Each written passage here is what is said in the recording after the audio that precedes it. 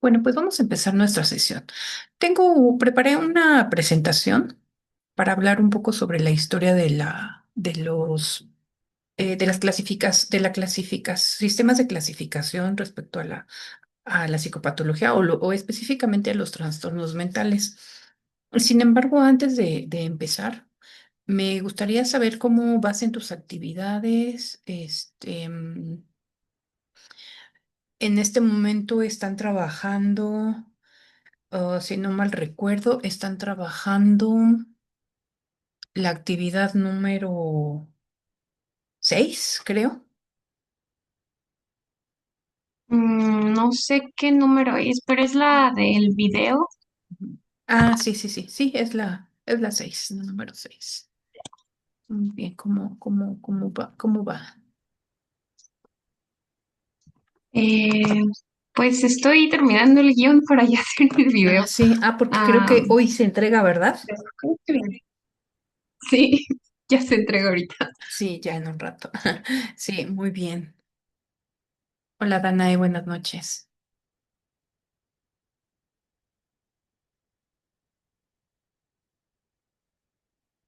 Buenas noches, profesora. Buenas noches, bienvenida. Danae, estamos comentando cómo van con sus actividades. Hoy se entrega, hoy ya subieron su actividad. Yo ya la subí, nada más me falta retroalimentar a mis compañeros.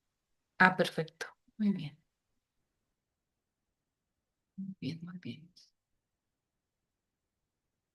Bueno, se está uniendo Hilda. Hilda, buenas noches.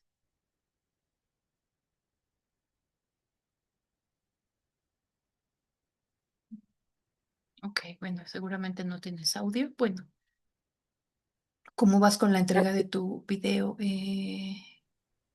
Buenas Hilda? noches. Hola, Hilda. Ah, sí, ya te escuchamos. Ya lo entregué, maestra. Perfecto. Muy bien. Bueno, tuvieron un poco más de tiempo. Bueno, si es que lograron rescatar las características del trabajo, tuvieron unos días más por aquello de que la plataforma estuvo sin funcionar, pero si no lograron tener las características, pues entonces sí estuvo complicado, ¿no? Pero bueno. Muy bien, pues estamos ya grabando la sesión. ¿Sí se está grabando? Sí. Estamos grabando la sesión para sus compañeros que no puedan ingresar. Tenemos una compañera, si lo saben, que vive en las Islas Canarias, entonces pues me dice que pues no se puede conectar por el horario, ¿no? Pero bueno, pues ha visto los videos y pues la intención es que le sean de utilidad. El día de hoy, pensando un poco en las actividades que van a realizar en esta secuencia, preparé una presentación que tiene que ver con los sistemas de clasificación en la historia. Es muy breve porque no, la intención no es profundizar ni que esto sea tan exhaustivo, solamente conocer un poco desde la historia de la ciencia, en qué momento ¿no? se empieza a trabajar en hacer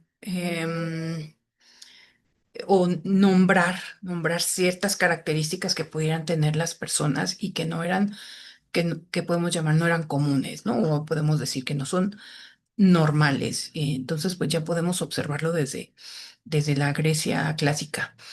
Entonces, solamente es hacer mención de algunos aspectos y también hablar sobre cómo aparece el DSM-5 y el diagnóstico diferencial, que es bien importante para justamente establecer el diagnóstico más viable o el mejor diagnóstico que podamos darle a un usuario, a un paciente. Entonces, bueno, voy a compartir con ustedes la presentación.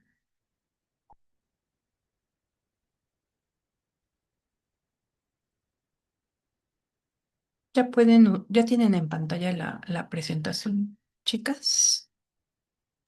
Sí, Sí, Sí, perfecto. profesora. Muy bien, Sí, perfecto. Muy bien, bueno, pues entonces vamos a proyectar. Ay, permítanme. Permítanme un momento, déjenme copiarla y quitarle el sonido porque tenía sonido, pero no le quité el sonido. Pero ya tengo copia. Tengo copia, entonces solamente déjenme quitarle el sonido porque si no, vamos a tener ahí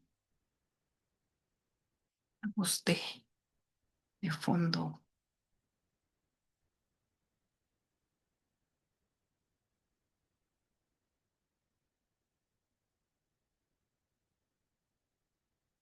Y también hablar sobre el estado mental, que es algo que van a estar trabajando en esta secuencia.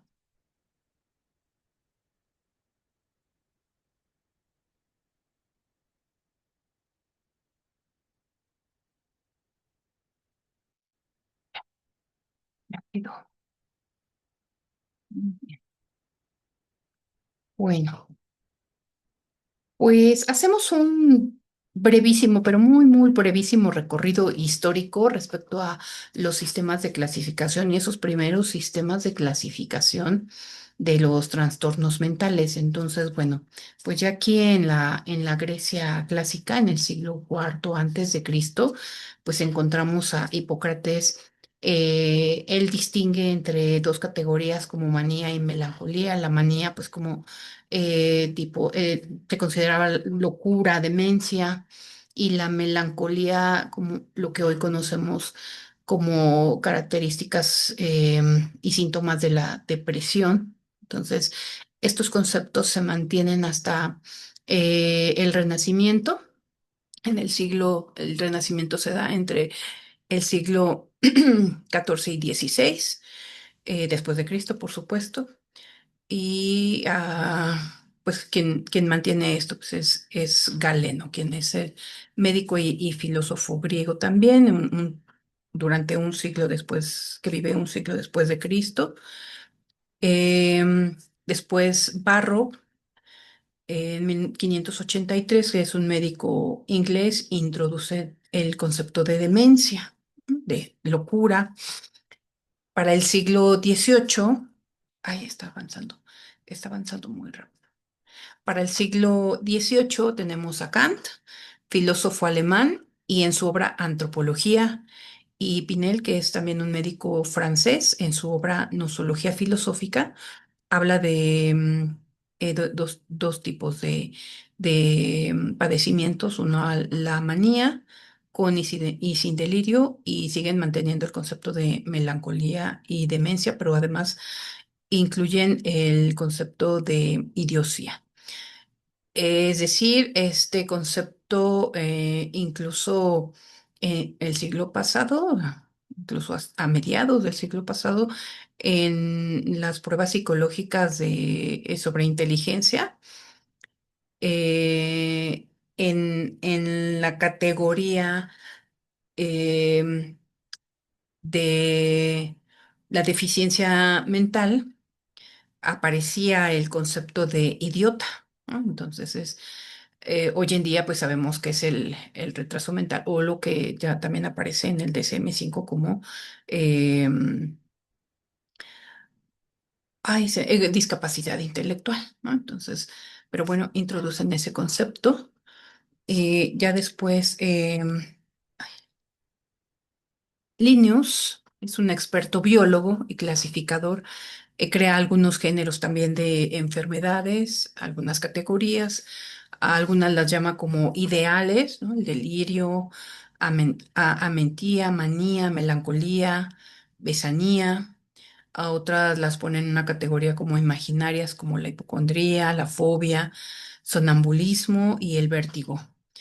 Y también agrega algunos padecimientos como la bulimia, la polidipsia, que es la sed excesiva, la satiriasis, que es la hipersexualidad, y la erotonomanía, que es el trastorno delirante y la persona piensa que alguien está enamorada de ella.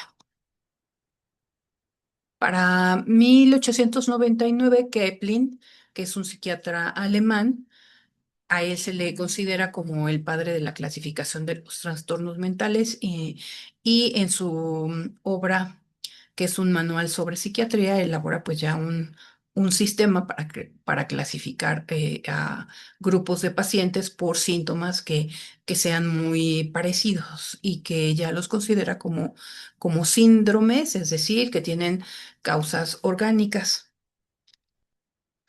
Y pues a este mismo autor se le ha considerado como el fundador de la psiquiatría científica en tiempos modernos, la psicofarmacología y la genética psiquiátrica. Y bueno, pues tenemos a la OMS, sabemos todos, pues, todas creo que conocemos, ¿verdad? ¿Qué es la OMS? La Organización Mundial de la Salud. La OMS publica lo que hoy conocemos como la CIE, la Clasificación Internacional de las Enfermedades. Y bueno, en sus cuatro primeras ediciones, la primera sale en el año de 1900, no incluye trastornos mentales, sino incluye solamente padecimientos de origen orgánico, ¿no? Por eso es que, bueno, pues hace toda una clasificación de todas las enfermedades físicas habidas y por haber que se pueden diagnosticar a partir de la medicina. Y, pero con esta clasificación, ya posteriormente, algunas ediciones posteriores a la primera ya incluyen los trastornos mentales. Y para 1917, en América, específicamente en Estados Unidos, América del Norte, está la Asociación Americana de Psicología Médica, aparece esta asociación. Y para 1928 hay una conferencia pues interesante, sobre nomenclatura de enfermedades por la Asociación Médica Americana o la AMA. Y bueno, pues se encarga de elaborar un listado justamente de enfermedades mentales. Y para 1932, ¿no? Está la Standard Classified Nomenclature of Diseases, que se publica precisamente ay, por la Asociación Americana de Medicina y se revisa en 1934. Entonces, es como solamente conocer un poquito desde dónde aparecen en la historia ya ciertos, ¿no? nombres para identificar que algo está pasando en las personas y que no es lo común o que no es lo habitual y lo que hoy llamamos o decimos que no es parte de lo normal, ¿no? De lo que le sucedería a la mayoría de la población o un grupo de personas. Entonces, solamente es un breve recorrido, mencionar algunos aspectos, porque no solamente los sistemas provienen única y exclusivamente del DSM ni de la CIE, ¿no? Incluso son autores de manera independiente quienes también van haciendo sus propias clasificaciones y aportes para describir qué es lo que está pasando a las personas en cuanto a estos padecimientos o trastornos mentales. Hasta acá no sé si quieran comentar algo. Por ahí ya se unió Salvador. Buenas noches.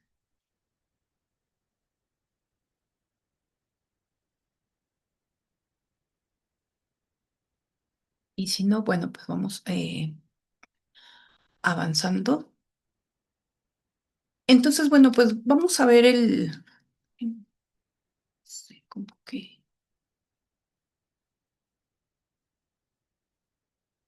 creo que borré una diapositiva, muchachos. Ya ven que borré algo.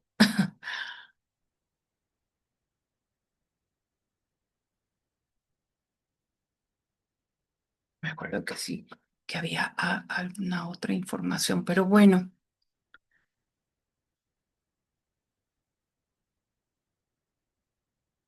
me acuerdo que no.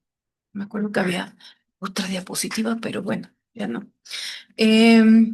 Pues el DSM-5 surge como una necesidad de identificar ciertas conductas que están pasando, o ciertos trastornos y padecimientos que están, por los cuales están atravesando por ahí como resultado de la Segunda Guerra Mundial y que regresan los soldados con, ¿no? con conductas y comportamientos atípicos. Entonces, se hace urgente, ¿no? La necesidad de poseer un lenguaje común clasificatorio entre los especialistas de la salud, médicos, psiquiatras, psicólogos, por mencionar algunos. Entonces, quienes empiezan a hacer estas clasificaciones o el trabajo para clasificar, pues en primera instancia es el Ejército y la Marina en Estados Unidos entre 1944 y 1945.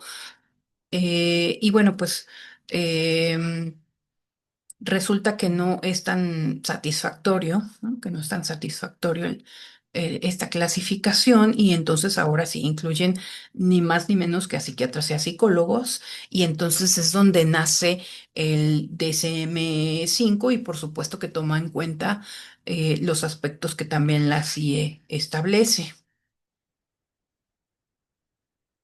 Y bueno, pues cuando van apareciendo los sistemas de clasificación, pues como ya había mencionado, la CIE aparece por primera vez en su primera versión en el año de 1900. Entonces, pues para 1910 aparece la CIE 2, más o menos cada 10 años, 1920 la CIE 3, 1929 la 4, en 1938 la versión quinta y en el 48 la 6. Entonces, en 1952 es cuando aparece el DCM-1. Entonces, em, trata de retomar aspectos de la CIE, pero por supuesto dándole más este énfasis, no solamente médico ni aspectos con origen orgánico, sino mentales. Entonces, ahí aparece el DSM-1.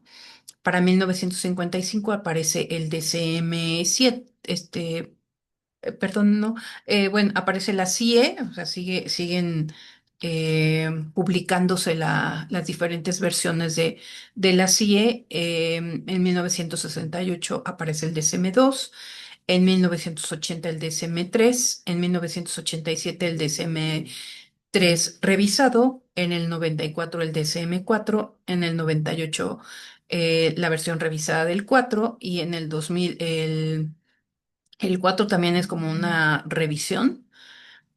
Y bueno, el, el- en el autor del barrio, pues es una fuente de 2009.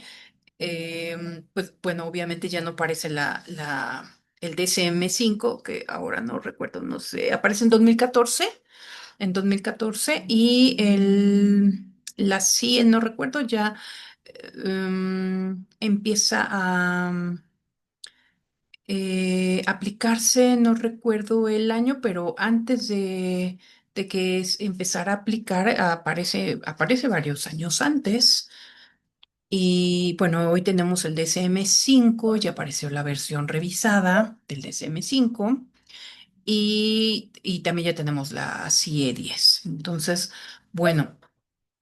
En 1948, la OMS con la CIE ya incluye por primera vez las enfermedades mentales. Entonces es Europa quien lleva un poco la delantera en comparación de América respecto a la clasificación de las enfermedades mentales. Sin embargo, sirve de modelo para el DCM y ya en el DCM-3, en 1980, pues ya... em, la literatura dice ya el DCM-5 ya le va ganando carrera y ventaja a la CIE y para el DCM-3 pues aparecen ya los ejes, 5 ejes diagnósticos. Hoy ya no los tenemos, hoy ya es como un listado de todos los padecimientos, pero para el DCM-3 aparecían cinco ejes diagnósticos y a partir de ahí se derivaban pues, muchos de los trastornos que hoy podemos apreciar en el DSM-5. Y bueno, ya el DSM-3 precisamente representa esta división entre la clasificación europea y la americana. Para el DSM-4, que se publica en 1994, pues ya le da cierta ventaja a la CIE-10 que aparece en 1996. Entonces, bueno, se dice en la literatura, América le toma cierta delantera nuevamente en comparación a Europa. Entonces, bueno, esto es nada más con respecto a la CIE y al DCM. De todas maneras, también en la plataforma les van explicando en qué consiste cada uno de ellos, a qué le dan mayor importancia o incluso qué diferencia tienen entre cada edición del DSM-5. Perdón, del DSM. Ahora, pues, ¿cuál es el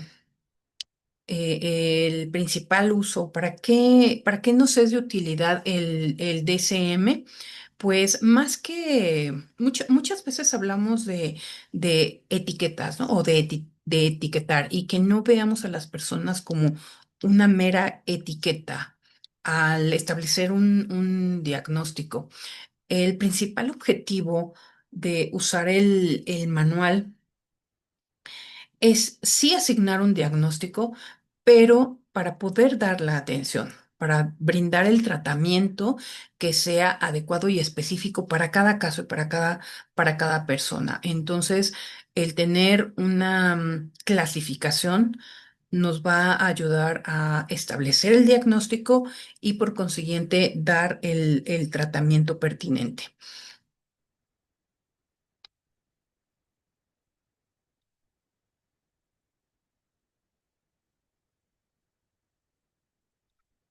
No sé si cuando quité lo del sonido de la presentación eliminé algunas diapositivas, pero bueno. Otro de los aspectos que ustedes van a poder revisar en plataforma, pero además que tienen también que aplicarlo en el caso de la secuencia número 2, que creo que es sobre Lorena, es revisar el estado mental.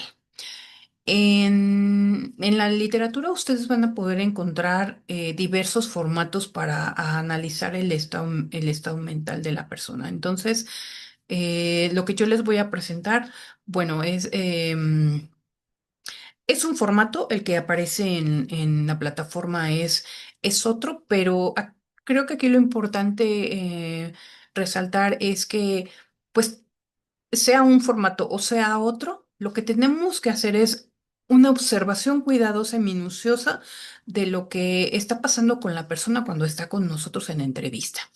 ¿Sí? Entonces, bueno, más criterios, menos criterios, muy generales, muy específicos o muy breves, pero es importante qué es lo que estamos observando del paciente cuando está con nosotros y sobre todo en esa primera entrevista. Entonces, el examen del estado mental de la persona, pues es una observación sistemática de la conducta. Eh, Puede ser desde la apariencia, la conducta, si es una conducta abierta, cerrada, qué atuendo tiene, ¿no? ¿Qué apariencia? ¿Cuáles son sus posturas, sus expresiones? ¿Cómo está el procesamiento a nivel del pensamiento? Su velocidad de habla, cuál es la continuidad del habla, el contenido también, un poco el contenido del discurso, qué es lo que dice, el estado anímico, emocional de la persona también es importante, cómo se siente, cuál es el estado predominante en el momento en que estamos entrevistando a la persona, ¿no? Y si el estado emocional tiene que ver con, ¿no? Hay correlación con lo que dice, cómo lo dice.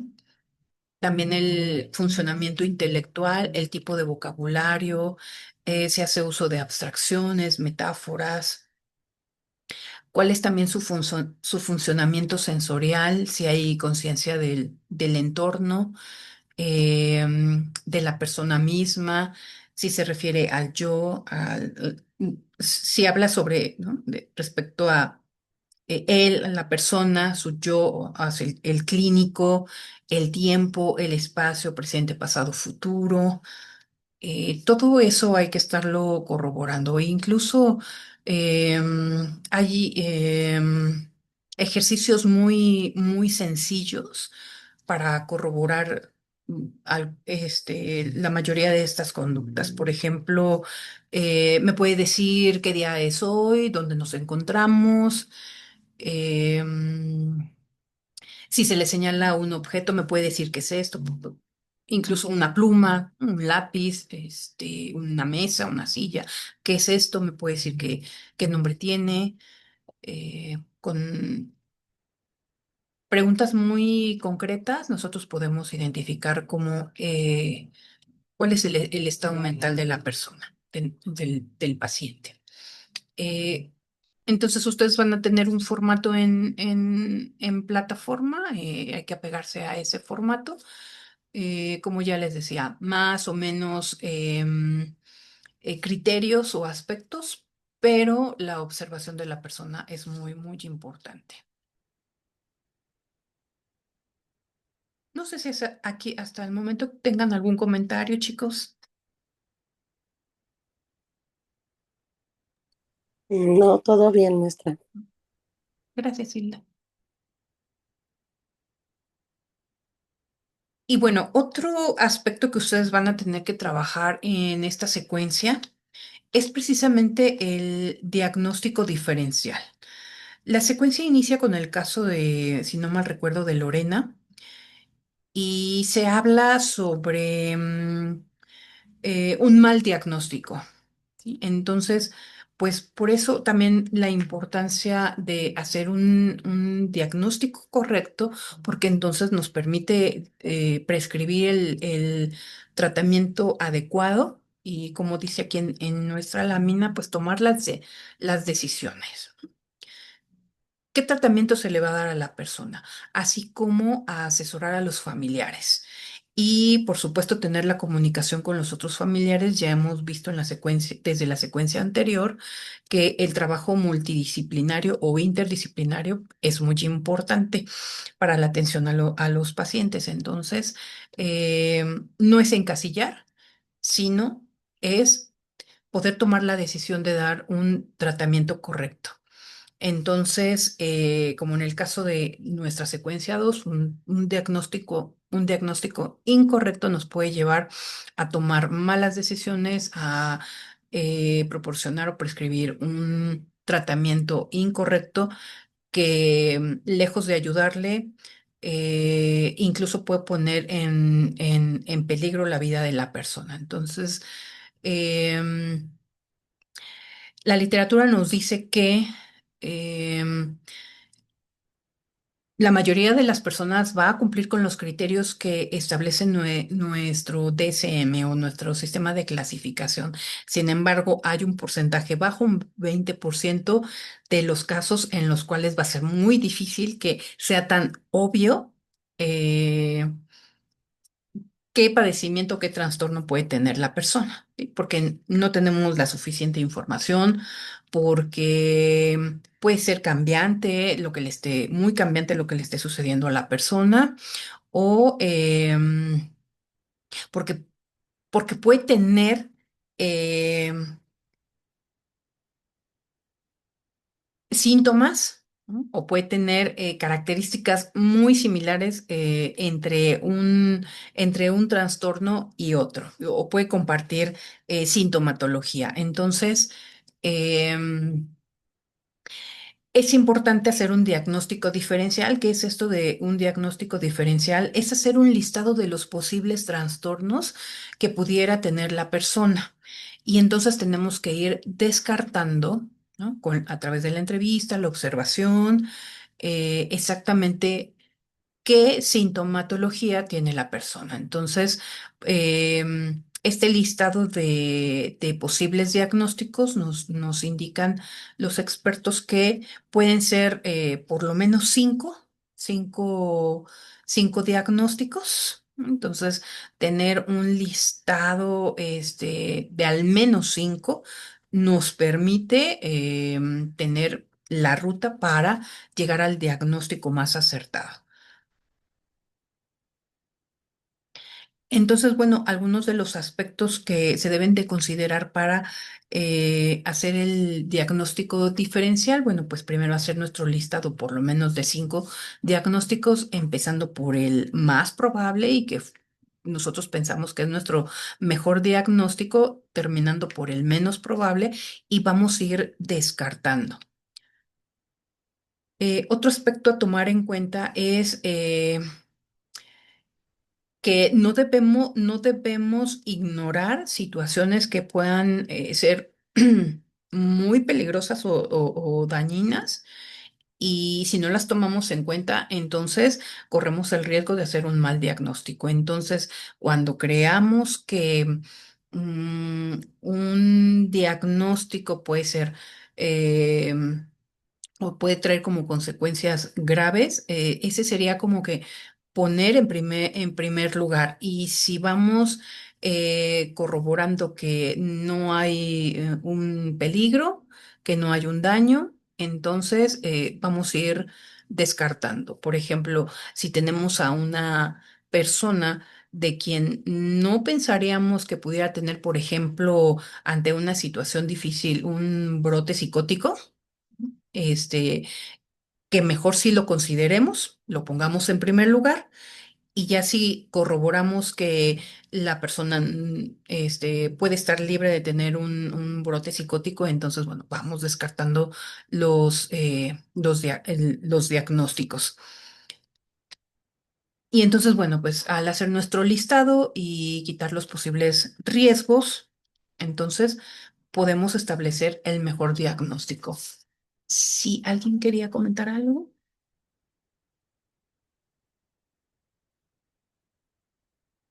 Como que escuché una voz. Profesora, lo del diagnóstico diferencial, ¿siempre o solo si es como muy complicado? Perdón, no escuché la idea completa. Que si el diagnóstico diferencial, o sea, el proceso de tener las 5 posibilidades y ir descartando es siempre o solo cuando es como muy complicado, tiene muchas características de diferentes. Efectivamente, lo segundo que acabas de decir, ¿sí? Sí es muy evidente, ¿no? Nos dice la literatura, en la mayoría de los casos el diagnóstico puede ser muy evidente, pero cuando ya tenemos dudas de que están compartiendo sintomatología, entonces hay que hacer nuestro diagnóstico diferencial. Ok, gracias. Ujú. Pero igual, no está por demás, no está por demás. Si quieren elaborarlo para estar seguros, está bien. Si quieren Ok. elaborar su listado, está bien. Porque yo recuerdo algunos de los trabajos que ustedes entregaron en la secuencia uno. Algunos decían, es que puede ser que tenga una depresión o puede ser que tenga depresión, pero con rasgos por aquí de ansiedad. Ah, bueno, entonces si no estamos muy seguros, vamos a colocar nuestro diagnóstico diferencial para poder centrarnos en exactamente qué es lo que tiene para llegar al diagnóstico. Al mejor diagnóstico se le llama, al mejor diagnóstico. Entonces, bueno, en un libro, en un texto sobre en entrevista diagnóstica, no es cierto, creo que se llama entrevista psicológica, del autor Morrison. Morrison nos pone un ejemplo de un diagnóstico de diferencial y está muy similar a nosotros, es el experto con sus alumnos y entonces dice, Morrison en 2015, em, hace algún tiempo unos estudiantes y yo entrevistamos a Amanda a la edad de 37 años. Creyó que su pareja y ella eran utilizados por autoridades policíacas como señuelo para los capos y los líderes de la droga. Estaba segura de sus razones, era imposible otra interpretación. Mostraba un discurso un poco apresurado y a veces repetía pensamientos y palabras. Sus pensamientos parecían saltar por todos lados y era un poco difícil seguirla. Admitió que fumaba un poco de marihuana, pero no mucho. Su salud física había sido buena, se había sentido un poco deprimida, pero no había pensado en suicidarse. Entonces, sigue diciendo Morris, elaboramos una lista de posibles diagnósticos para Amanda y los ordenamos en orden descendente, de probabilidad, ¿no? Por ejemplo, ponen primero en los primeros lugares psicosis inducida por sustancias, psicosis paranoide debido a un trastorno físico.